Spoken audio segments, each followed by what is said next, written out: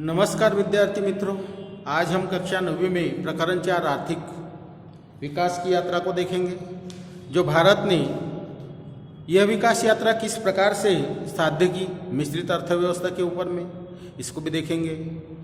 उसके बाद में उसके पहले हम ये देखें कि इतिहास के अंदर 3 प्रकरण हमने आपको भेज दिए हैं। नागरिक शास्त्र में 2 प्रकरण भेज दिए, इसका आपने अभ्यास किया होगा। कॉपी में उसके नोट्स बनाए होंगे, प्रश्न उत्तर लिखे होंगे, स्वाध्याय कृति पत्रिकाएं लिखी होगी। तो आइए चलते हम आर्थिक विकास की तरफ। जो भारत का आर्थिक विकास, उसकी नीति क्या है, उसके बारे में किस प्रकार से सरकार के माध्यमों से हम अपने निजी क्षेत्र के तरफ और मिश्रित अर्थव्यवस्था की तरफ चलेंगे। इसमें पंचवार्षिक योजनाएं को स्वीकार किया गया है। सफलता विफलता, बैंकों का राष्ट्रीयकरण, 20 सूत्री कार्यक्रम, मिल मजदूरों की हड़ताल और वर्ष 1991 की नई आर्थिक नीति का अध्ययन करेंगे।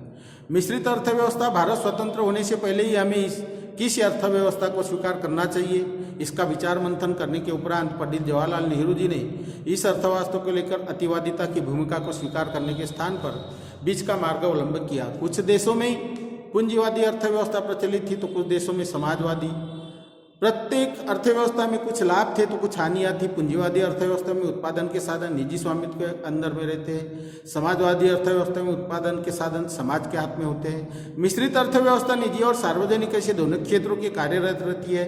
दोनों अर्थव्यवस्थाओं की अपेक्षा भारत ने मिश्रित अर्थव्यवस्था की प्राथमिकता दी। इस अर्थव्यवस्था के हमें 3 भेद दिखाई देते हैं। सार्वजनिक क्षेत्र में देखें, इस क्षेत्र के उद्योग धंधे पूर्णतः सरकार के नियंत्रण और प्रबंधन के अंतर्गत होते हैं, जैसे कि रक्षा सामग्री उत्पादन। निजी क्षेत्र में देखें, इस क्षेत्र में उद्योग धंधे पूर्णतः निजी उत्पादकों उद्योजकों के स्वामित्व के अधीन होते हैं, फिर भी उद्योग धंधों पर सरकार का निरीक्षण और नियंत्रण होता है। संयुक्त क्षेत्र में देखें तो कुछ उद्योग निजी उद्योजकों के स्वामित्व में तथा कुछ सरकारी प्रबंधन के अधीन चलाए जाते हैं। मिश्रित अर्थव्यवस्था सुचारू रूप से चलने हेतु निजी और सार्वजनिक क्षेत्र के बीच समन्वय होना आवश्यक होता है।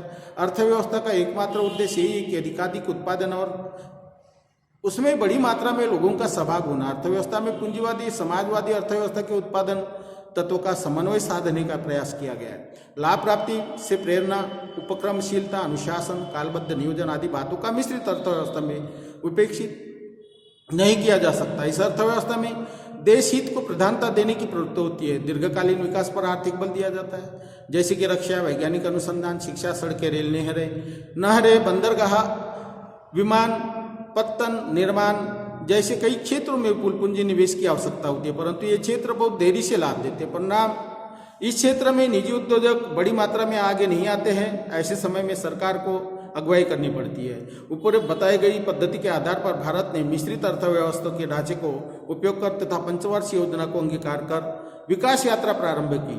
वर्ष 1973 में बनी आर्थिक नीति के कारण विकास के गति में तेजी आई। उसके अनुसार उद्योग उद्योजकों, घराने और विदेशी उद्योगों के प्रभाव का नियंत्रण में लाना, प्रादेशिक विकास का संतुलन साधना, ऐसे प्राथमिकता इन मुद्दों पर दी गई। लघु उद्योग, ग्रामोद्योग, घरेलू उद्योग, इन विकास पर ध्यान केंद्रित किया गया। सहकारिता क्षेत्र की ओर विशेष ध्यान देना प्रारंभ हुआ। पंचवार्षिक योजना के बारे में देखें तो विदेशी सत्ता में भारत स्वतंत्र होने के उपरांत हमारे ध्यान में बात आती है कि पंचवार्षिक योजना में पूरा का पूरा आर्थिक शोषण किया गया था देश का हमारे। उसके सम्मुख दारिद्रता, बेरोजगारी, जनसंख्या में होती वृद्धि, निम्न स्तर का जीवन स्तर, कृषि उद्योग धंधे, अल्प उत्पादन क्षमता तथा ज्ञान विज्ञान तकनीकी ज्ञान से संबंधित पिछड़ापन, ये सारी समस्याएं हमारे सामने आई थी। उसको हल करने के लिए योजनाओं की आवश्यकता थी। 1950 में भारत सरकार ने योजना आयोग का गठन किया। उसके पंडित जवाहरलाल नेहरू इस योजना के अध्यक्ष बने। इस योजना के आयोग ने 5 वर्ष की योजना तैयार की, जिसमें कृषि और ग्राम विकास होगा, संतुलित औद्योगिकरण, न्यूनतम जीवन स्तर का प्रावधान होगा, जिसमें योजनाओं की रूपरेखा बनाने का कार्यान्वयन में लोगों का प्रतिभाग होगा, प्रत्येक व्यक्ति विकास की ओर बढ़ेगा। इसको पंचवार्षिक योजना कहते हैं। योजना आयोग का मौलिक सिद्धांत क्या है? संसाधनों का अनुपातबद्ध वितरण और वहां के मनुष्य श्रम का उचित उद्योग उस देश की जनता आवश्यकताओं को पूर्ण करने के लिए किया जाना चाहिए। यह योजना आयोग का मौलिक सिद्धांत। योजना आयोग के उद्देश्य क्या है? नंबर 1 में देखें तो राष्ट्रीय आय में वृद्धि होना, मूलभूत उद्योग धंधों को वरीयता देकर शीघ्र गति से औद्योगिकरण करना। नंबर 3 में देखें तो कृषि उत्पादन में वृद्धि लाना, जिसमें देश खाद्यान्न विषय में आत्मनिर्भर बन सके। 4 में बड़ी मात्रा में रोजगार उपलब्ध कराना और देश में मनुष्य श्रम पूर्णतः उपयोग कर लेना। 5 में देखें तो आय और संपत्ति के बीच उत्पन्न विषमता को दूर करना। 6 में देखें तो वस्तुओं का मूल्य स्थिर पर रखना। 7 में परिवार नियोजन के माध्यम से बढ़ती जनसंख्या की रोकथाम करना। नंबर 8 में दरिद्रता को दूर कर जीवन स्तर को ऊंचा उठाना। सामाजिक सेवाओं की विकास करना। नंबर 10 में आर्थिक क्षेत्र को आत्मनिर्भर बनाना। अब प्रथम पंचवार्षिक योजना कब लागू हुई? 1951 से लेकर तो 56 तक। ये 5 वर्ष के भीतर अंतर्गत कृषि, सामाजिक विकास, सिंचाई और बाढ़ नियंत्रण, ऊर्जा संसाधन, ग्रामीण और लघु उद्योग, बड़े उद्योग और खनिज संसाधन, परिवहन, दूरसंचार, शिक्षा, स्वास्थ्य पर व्यय किया गया। इस योजना के तहत आर्थिक विकास की नींव रखने वाली पंचवार्षिक योजना सिद्ध हुई। दूसरी पंचवार्षिक योजना देखो तो 56 से लेकर 61 तक हुई। इसमें औद्योगिकरण का महत्वाकांक्षी उद्देश्य पूर्ण करना था। फलतः दुर्गापुर, भिलाई, रूरकेला में इस्पात के कारखाने, सिंदरी में रासायनिक खाद का कारखाना, चित्तरंजन में रेल इंजन का कारखाना, पेराम्बूर में रेलगाड़ी के डिब्बे बनाने का कारखाना, विशाखापट्टनम में जहाज निर्माण का कारखाना जैसे विशाल और भारी उद्योग धंधे और कारखाने सार्वजनिक क्षेत्र में स्थापित किए गए। कृषि का जलापूर्ति करने के लिए भागड़ा, नांगल, दामोदर जैसे विशाल बांध बनाए गए। इस योजना के परिणाम स्वरूप राष्ट्रीय आय में वृद्धि होने में सहयोग मिला। तीसरी पंचवार्षिक योजना को देखें तो 1961 से लेकर 66 तक। इस योजना में उद्योग और कृषि के विकास के बीच संतुलन और समन्वय साधना था। प्रतिवर्ष राष्ट्रीय आय में वृद्धि लाना, भारी उद्योग, परिवहन, खनिज उद्योगों विकास करना, विषमता का उन्मूलन करना, रोजगार के अधिकाधिक अवसर उपलब्ध कराना। तीसरी पंचवार्षिक योजना के पश्चात 3 एक वर्षीय योजनाएं 66 से लेकर 69 चलाई गई। इस कालावधि में भीषण अकाल का सामना करना पड़ा। चीन का आक्रमण, पाकिस्तान के साथ युद्ध, सरकार को विकसित कार्यों की अपेक्षा रक्षा, अकाल निवारण की ओर अधिक ध्यान देना पड़ा। इस सभी बातों से अर्थव्यवस्था पर बहुत बड़ा प्रभाव हुआ। अब देखिए चौथी पंचवार्षिक योजना 1969 से लेकर 74 तक। इस योजना के उद्देश्य निर्धारित करते समय निश्चित किया गया, भारत आत्मनिर्भर बने, सरकार को मूलभूत उद्योगों का विकास करना चाहिए, आर्थिक विकास की गति बढ़ाना चाहिए, समाजवादी सामाजिक ढांचे की ओर ध्यान देना चाहिए। पंचवार्षिक योजना की अवधि में देश की प्रमुख 14 बैंकों का राष्ट्रीयकरण किया गया। यह पंचवार्षिक योजना का अपेक्षानुरूप सफल रही। चौथी पंचवार्षिक योजना की अवधि में बांग्लादेश युद्ध हुआ। परिणामतः भारतीय अर्थव्यवस्था सहने पड़े, अर्थव्यवस्था को परिणाम सहने पड़े। साथ ही शरणार्थियों का व्यय सहन करना पड़ा। सरकारी कर्मचारियों का वेतन में वृद्धि, रेल कर्मचारियों के वेतन में वृद्धि, अंतर्राष्ट्रीय बाजार में पेट्रोल की बढ़ती दरें जैसा बातों में भारत की अर्थव्यवस्था को कई आघात सहने पड़े। अब आते हैं हम पंचवार्षिक 5वीं 1974 से लेकर 79 तक। निर्धनता को दूर करने, देश को आर्थिक रूप से आत्मनिर्भर बनाने का प्रमुख उद्देश्य यह योजना तैयार की गई। इस योजना के अंतर्गत राष्ट्रीय आय में वृद्धि लाना, बड़ी मात्रा में रोजगार उपलब्ध कराना, शिक्षा, पौष्टिक भोजन, पेयजल की पूर्ति, ग्रामीण क्षेत्रों में चिकित्सा सुविधाएं पहुंचाना, ग्रामीण भागों में विद्युत आपूर्ति और दूरसंचार के साधन पहुंचाने के लिए सड़कों का निर्माण करना, समाज कल्याण की योजना को व्यापक स्तर पर कार्यान्वित करना, कृषि का विकास करवाना, मूलभूत उद्योग धंधे में वृद्धि लाना, खाद्यान्न और जीवन आवश्यक वस्तुओं की खरीदारी करके सार्वजनिक वितरण व्यवस्था द्वारा निर्धनों को उचित दामों में पूर्ति कराना इसका उद्देश्य था। 5वीं पंचवार्षिक योजना की अवधि में दरिद्रता का निवारण करना और रोजगार को बढ़ावा संभव नहीं हो पाया। 1977 में लोकसभा चुनाव में कांग्रेस पार्टी की पराजय हुई। जनता पार्टी सत्ता में आई। नई सरकार ने मार्च 1978 के अंत में 5वीं पंचवार्षिक योजना को समाप्त कर दिया। 1978 में श्रृंखलाबद्ध योजना प्रारंभ की, परंतु वह विफल रही। वर्ष 1980 में लोकसभा के मध्यावधि चुनाव संपन्न हुए और कांग्रेस पार्टी सत्ता में आई। इस सरकार ने श्रृंखलाबद्ध योजना को बंद कर दिया, पूर्णतः पूर्ववत प्रणाली अर्थात पंचवार्षिक योजना को प्रारंभ किया।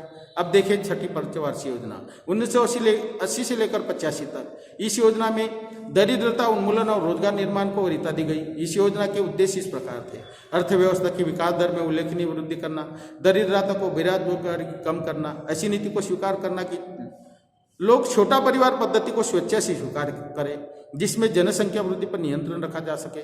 छठी पंचवार्षिक योजना के अंतर्गत निम्न कार्यक्रमों को कार्यान्वित किया गया। नंबर 1, एकात्मिक ग्रामीण विकास कार्यक्रम IRDP, ग्रामीण भूमिहीन विकास कार्यक्रम RLEGP, राष्ट्रीय ग्रामीण रोजगार कार्यक्रम NREP, सलेम इस्पात परियोजना। ये सारी बातों को ध्यान में रखते हुए हमारे सरकार ने 7वीं पंचवार्षिक योजना कार्यान्वयन लाई। तो देखिए 7वीं पंचवार्षिक योजना में 1985 से लेकर 1990 तक क्या हुआ। इस योजना के खाद्यान्न, रोजगार, उत्पादकता पर बल दिया गया। विकास, आधुनिकीकरण, आत्मनिर्भरता, सामाजिक न्याय का समीक्षा, कार्यान्वयन करना, उत्पादन, तकनीकी विज्ञान में सुधार करना, राष्ट्रीय आय में प्रतिवर्ष 5% वृद्धि लाना, खाद्यान्न उत्पादन में वृद्धि कराना पंचवार्षिक योजना के उद्देश्य थे। इस योजना के अंतर्गत निम्न कार्यक्रम प्रारंभ किए गए: जवाहर रोजगार योजना, इंदिरा आवास योजना, 10 लाख कुएं योजना। रोजगार निर्माण करने की दृष्टि से 7वीं पंचवार्षिक योजना महत्वपूर्ण सिद्ध हुई। उसके बाद चले 8वीं पंचवार्षिक योजना में महत्वपूर्ण बात ध्यान में आती है, ये थी 1992 से लेकर 97 का जो कार्यकाल था। इसके अंदर में इस योजना की विशेषता इस प्रकार थी कि राष्ट्रीय आय की वृद्धि जो दर था, जो पहले 5% था, अभी 6.5% हो गया, उसको बनाए रखना, जनसंख्या वृद्धि की रोकथाम करना, परिवार नियोजन कार्यक्रम बढ़ावा देना, प्राथमिक शिक्षा का सार्वजनिक विस्तार करना, निरक्षरता का उन्मूलन करना।